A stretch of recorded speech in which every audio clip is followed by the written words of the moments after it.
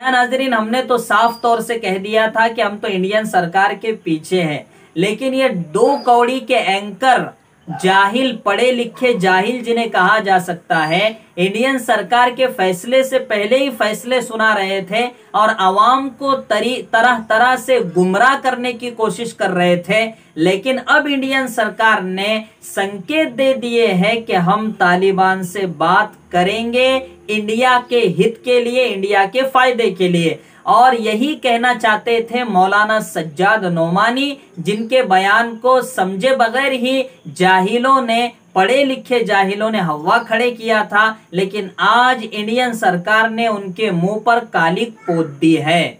तो नाज़रीन, इसीलिए हम कहते हैं और हमने कहा भी था कि हम तो इंडियन सरकार के पीछे हैं, जो इंडियन सरकार फैसला करेंगे हम उनके साथ रहेंगे। तो आज इंडियन सरकार ने ये संकेत दे दिए, इशारे दे दिए हैं और ये हो ही सकता है क्योंकि हमारे इंडिया का वहां $3 मिलियन लगा हुआ है। हमारे इंडिया ने बहुत से काम वहां शुरू कर रखे हैं, तकरीबन 400 प्रोजेक्ट पे हमारा इंडिया वहां काम कर रहा है। हमारा बॉर्डर हम एक दूसरे से शेयर करते हैं और अब ये एक हकीकत है कि तालिबान सरकार में आ चुके हैं। तो जाहिर सी बात है, पूरे हमारे पड़ोसी मुल्क जब तालिबान से बात कर रहे हैं, उनके साथ बातचीत करने के इशारे दे रहे हैं। अमेरिका अभी ये नहीं कह पाया है, वो भी ये कह रहा है कि हम उनके अहवाल को देखकर उनसे बात करेंगे। रशिया इशारा दे चुका है, इंग्लैंड इशारा दे चुका है। तो भैया हम तो पीछे नहीं रह सकते ना। इसलिए हमारे इंडिया ने जो फैसला किया है, जो संकेत दिए, जो इशारे दिए हैं, हम उसका इस्तेकबाल करते हैं